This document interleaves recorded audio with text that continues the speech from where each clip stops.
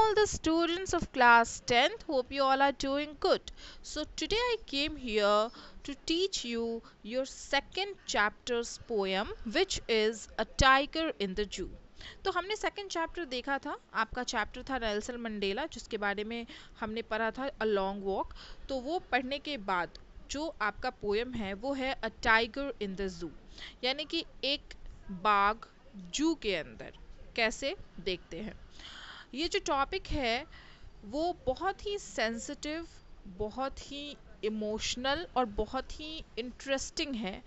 Because we have to know, we must know कि जब किसी को आप फ्री करते हो, आज़ाद करते हो, वो फीलिंग, और जब आप किसी को बांध के रखते हो केज में, जू में, जस्ट फॉर योर फन, वो फीलिंग कैसी होती है।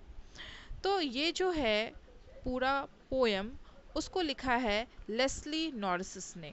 बहुत ही अच्छे पोएट हैं वो, और उन्होंने काफ़ी सारी पोएम्स लिखी है, जिसमें से कि ये पोएम जो है वो नेचुरल हैबिटेट पे बेस्ड है, जिसमें कि एक वाइल्ड एनिमल जो कि टाइगर है, ना केवल टाइगर की बल्कि टाइगर के पीछे काफ़ी सारे जितने भी जानवर हैं उन सब की बात की गई है कि किस तरीके से जब किसी को भी, चाहे वो इंसान हो या जानवर, चाहे वो कोई भी जानवर हो, वाइल्ड हो, डोमेस्टिक हो, कोई भी क्यों ना हो, अगर हम उसको केज में रखते हैं जस्ट फॉर आवर फन, तो उसकी फीलिंग कैसी होती है। जब हम उसको फ्री फॉरेस्ट में उसके नेचुरल हैबिटेट में छोड़ देते हैं तो उसकी फीलिंग कैसी होती है।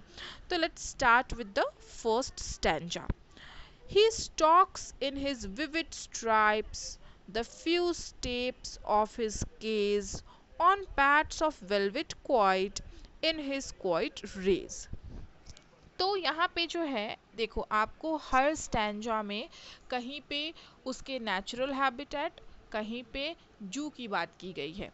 तो फर्स्ट स्टैंजा में जब टाइगर कहाँ पे है, अभी वो जू में है, यानी कि वो केज में बंद है, तब जो है ये स्टैंजा में पोएट बताते हैं कि उसके ऊपर जो विविड स्ट्राइप्स का मतलब है कि बहुत ही ब्राइट, बहुत ही आकर्षक, जो बाघ के ऊपर, टाइगर के ऊपर जो स्ट्राइप्स होते हैं ब्लैक कलर के, वो बहुत ही सुंदर हैं। The few steps of his cage, चूँकि वो पिंजरे में बंद है तो वो बड़े बड़े स्टेप्स तो ले नहीं सकता है, तो वो छोटे छोटे स्टेप्स ले रहा है केज में। On pad of velvet quite, तो उसके जो पॉज होते हैं, टाइगर के जो पंजे होते हैं, वो बहुत ही सॉफ्ट, बिल्कुल वेलवेट के जैसे होते हैं। In his quiet rage, rage का मतलब होता है एंगर, लेकिन वो एंगर दिखा नहीं सकता है। वो जो टाइगर गुर्राता है गुस्से से अपने शिकार को देख के, अपने प्रे को देख के, लेकिन वो नहीं कर पा रहा है जस्ट बिकॉज वो क्वाइट है, वो बहुत ही चुप है, सहमा हुआ है, बिकॉज वो केज में है, तो वो अपने एंगर को भी उतना अच्छे से एक्सप्रेस नहीं कर पा रहा है। अब सेकंड स्टैंजा में पोएट ये बताते हैं कि अगर वो फॉरेस्ट में होता या उसको अपने नेचुरल हैबिटेट में होना चाहिए।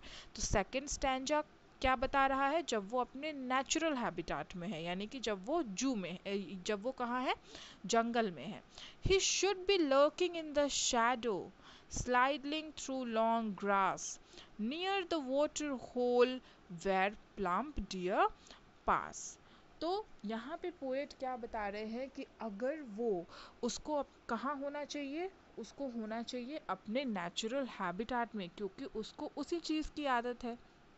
जो कोई भी, अगर आप अपने पे लेके देखो कि अगर आपको कोई 2 दिन के लिए भी बांध के रखे और कहे कि तुम्हें यहाँ चलना है, तुम्हें वहाँ चलना है, तुम्हें इतना ही चलना है, तुम्हें ये करना है, तुम्हें वो करना है, तो क्या आप कर पाओगे? नहीं कर पाओगे ना। तो वही यहाँ पे इसमें बताया गया है कि ही should be lurking in the shadow. Lurking का मतलब होता है छिप जाना, यानी कि वो किसी परछाई में छिप जाएगा। स्लाइडिंग थ्रू लॉन्ग ग्रास, और बिल्कुल बड़े बड़े जो घास है जहाँ पे, वहाँ पे वो बिल्कुल छिप करके, स्लाइड करके, और वहाँ पे जहाँ पे water, near the water hole, यानी कि जो पानी जहाँ पे होता है उसके किनारे पे जो है, जहाँ पे प्लम्प डियर पास करे। प्लम्प का मतलब होता है ना मोटा ताजा सा, यानी कि वो बताया जा रहा है कि वो कैसे छुप के घात लगाएगा, किसके लिए, अपने शिकार के लिए। और उसका शिकार कौन है यहाँ पे, प्लम्प डियर, यानी कि मोटा ताज़ा सा हिरन जो है उसकी वो कैसे छिप के बिल्कुल परछाई में और वो घात लगाएगा कि वो अगर वहाँ पे आता है तो वो उसका शिकार कर सके। He should be snarling around houses at the jungle's edge, bearing his white fangs, his claws, terrorizing the village. तो ये जो आपका सेकंड स्टैंजा था वो किस में था, कब हम इमेजिन कर रहे थे, जब टाइगर कहाँ पे हो, अपने नेचुरल हैबिटेट में हो, फॉरेस्ट में हो। Third stanza goes for the same, वो भी जब वो अपने नेचुरल हैबिटेट में है या होना चाहिए। तो उसको स्नैरिंग करना चाहिए, जो उसको जो है वो किस तरीके से वो स्नोर करता है, किस तरीके से वो गुर्राता है, उसको गुर्राना चाहिए। जितने भी हाउसेस है फॉरेस्ट के या उसके नेचुरल हैबिटेट के इर्द गिर्द, वहाँ पे जंगल के एज पे बिल्कुल जो है लास्ट पॉइंट पे जा कर के वो ज़ोर से चिल्लाएगा, ताकि अपने क्लॉज यानी कि अपने पंजे जो है वो खोलेगा। वाइट फैंग्स का मतलब होता है जो टाइगर्स के जो दांत होते हैं उसको बोलते हैं वाइट फैंग्स, वो उसको खोल करके जो है वो गुर्राएगा। और टेरराइजिंग द विलेज, यानी कि जो वहाँ पे आसपास में जो छोटे छोटे गांव बस्तियां हैं उनको वो डराता उनकी गुर्राहट से। अब एक नॉर्मल अगर फॉक्स का भी गुर्राना होता है ना तो लोग डर जाते हैं, तो ये तो फिर भी टाइगर है, इसका गुर्राना अगर वो फॉरेस्ट के एज पे जा कर के इफ़ ही विल स्नोर, तो वहाँ पे जितने भी विलेज है या जितने भी लोग हैं आसपास में दे विल गेट स्कैर्ड और दे विल टेरराइज्ड। तो यही आपका थर्ड स्टैंजा में भी सेम सिमिलर चीज़ें हैं कि वो अगर वो अपने नेचुरल हैबिटेट में होता, अगर वो फॉरेस्ट में होता तो वो ये चीज़ें कर रहा होता, घूम रहा होता, गुर्रा रहा होता, लोगों को डरा रहा होता। But he is locked. अब यहाँ पे वापस से आ गया जू की बात। Fourth stanza also goes to zoo. तो जब वो जू में है तो वो लॉक्ड है। क्या है वो, लॉक्ड है कॉन्क्रीट सेल। कॉन्क्रीट का मतलब होता है जो सीमेंटेड होता है, तो सीमेंटेड सेल में जो है वो क्या है, लॉक्ड है। ही स्ट्रेंथ्स बिहाइंड बार। अब ऑब्वियस सी चीज़ है, अगर वो इतने मजबूत सेल में है, इतने मजबूत प्रिजन में है, तो वो बाहर तो निकल नहीं सकता है, तो उसकी जो स्ट्रेंथ है, उसकी जो ताकत है वो तो नहीं आ सकती है बाहर। Stalking the length of his cage ignoring visitor. वो बेचारा देखता है कि वो जो केज का जो लेंथ है, उसकी जो लंबाई है, वो उसको केवल देख सकता है, बिकॉज वो भी जानता है कि उसमें इतना स्ट्रेंथ नहीं है कि वो उसको तोड़ के बाहर आ सके। एंड वो इग्नोर करता है विजिटर्स को, जो विजिटर्स जो स्पेक्टेटर्स उसको देखने आते हैं या जो मास्टर्स सिखाते हैं कि आपको ये करना है वो करना है, और लोग उसको देख के जस्ट फॉर फन या उसको देखने के लिए, लोग फ़ोटो क्लिक करने के लिए जो जू में जाते हैं, तो स्पेक्टेटर्स बनने के लिए जो लोग जाते हैं उनको उन लोगों ने क्यों बंद करके रखा है कि वो देखें, उसको देख के खुश हों, फ़ोटो खींचें। तो उस वजह से जो है टाइगर का भी ये रोज़ रोज़ का देख के वो भी थक गया है, तो ही स्टार्टिंग इग्नोरिंग, वो इग्नोर कर रहा है, अब उसको कोई फ़र्क नहीं पड़ता, he is just not caring about the visitors, वो इग्नोर कर रहा है। लास्ट स्टैंजा में देखते हैं क्या है, he hears the last voice at night.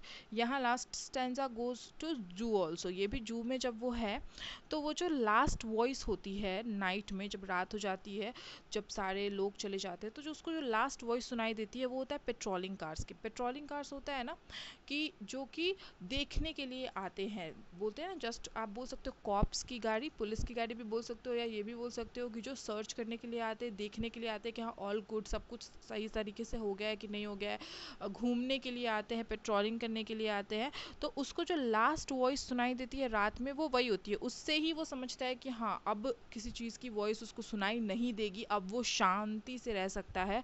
And stairs with his brilliant eyes, वो अपनी बहुत ही चमकदार, बहुत ही ब्रिलियंट आइज़ से जो है वो ब्रिलियंट स्टार्स को, यानी कि ऊपर की तरफ वो स्टार्स को देखता है, जिसमें कि बहुत ही सुंदर चमकते हुए सितारे होते हैं, चमकते हुए तारे होते हैं, उसको वो अपनी आँखों से रात भर देखते रहता है। तो ये जो स्टोरी है, it all goes to the tiger to all the wild animals, जिनको हम बांध के एक केज में रखते हैं, जिनको फ्री रहने की आदत है, जिनको फॉरेस्ट में रहने की आदत है, जो खुला रहना चाहते हैं, they don't want to become the spectators for fun, और वो नहीं बनना चाहते हैं उस तरीके का कोई खिलौना कि भाई लोग उनको देखें और मज़े ले, और उनके साथ ऐसे ही छोटे से केज में उनको बंद करके रख दे, and they used to click pictures and watch them. They don't want that, what they want is freedom. उनको क्या चाहिए? आज़ादी चाहिए, वो अपने हिसाब से जीना चाहते हैं।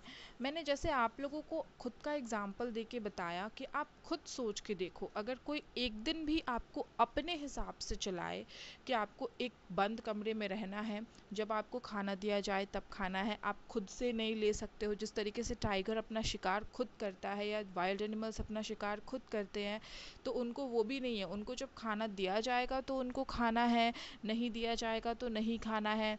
उनको ऑलवेज जो है वो अपने मर्ज़ी से कुछ नहीं कर सकते, they always have to listen their masters, अपने मास्टर्स की उनको सुननी है। तो आपके साथ ऐसा होगा तो you will also not get survive for at least for not even for one day. So उनको तो पूरी ज़िंदगी रहना, how they will survive.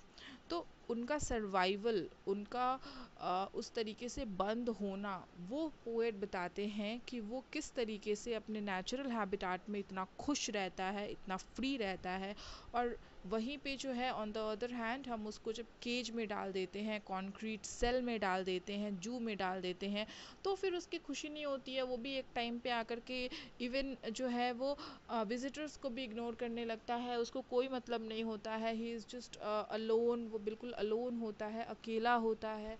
So it's not good to keep someone in the cage. किसी को भी बंद करना वो कहीं से भी सही नहीं है। तो this all 5 stanza are there, and ये बहुत ही अच्छी पोएम है। आप इसको होपफुली समझ गए होगे। इसका मेन जो मोटिव है या मेन इससे जो लेसन निकलता है वो क्या है, कि किसी को भी बार्स के अंदर, किसी का कोई बार सेट नहीं करना चाहिए, किसी को कोई केज में नहीं डालना चाहिए, कभी किसी को बांध के नहीं रखना चाहिए। अगर वो फ्री है, वो फ्री रहना चाहता है, अगर भगवान ने ही उसको फ्रीडम दी है, then we are no one कि हम उसको केज में बंद कर सकें।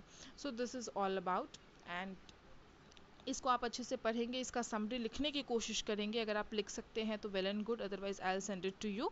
Till then stay safe, stay home, thank you.